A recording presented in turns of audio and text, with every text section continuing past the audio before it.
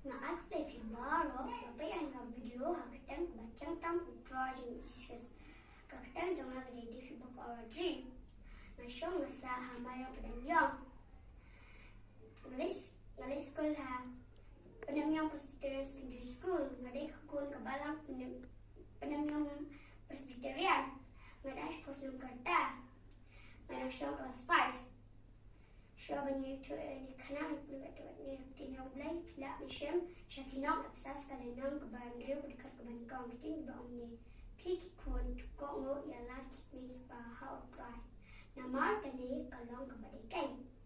Itu kena keteng ka akor ke Burom. Ladan da Burom ba kena sekolah. Hadian ba setenat hai saya kena sekolah ban ajin bam. Hadin ba ula ai jingbam, la ai jingbam kena sekolah bara. La ai kia shem kia mare, kia shem kia mare bara tang iway. Ishem yang kedua. Deh kau sinibat uta, orang ba usuto kan. Ba uta kena ilong iba tafsni, ba ilong iba dan akor, ba dan buram.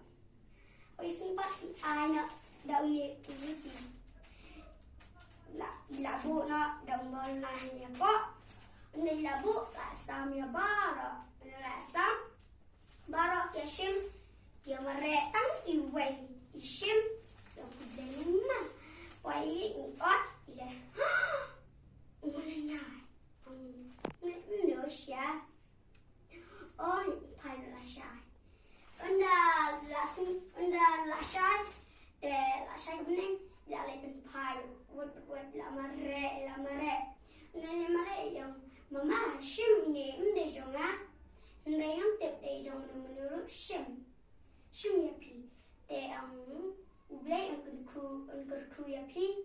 Tep ba pi de kena ibatip singi badan akor. Umniru ilayo let la madan shim ni ang jong lu ne jong lu. La ang jong ni ai. Kendang ni shim ni tu apa? Mana betul mengiam? Ni kerja tu kena kaan saya ni bagi but ya ini kena ibacat seni. Ni rungi dem kongo ya imai ipa bi ibalah helasan. Tak penting ibahan dia nak beruntung.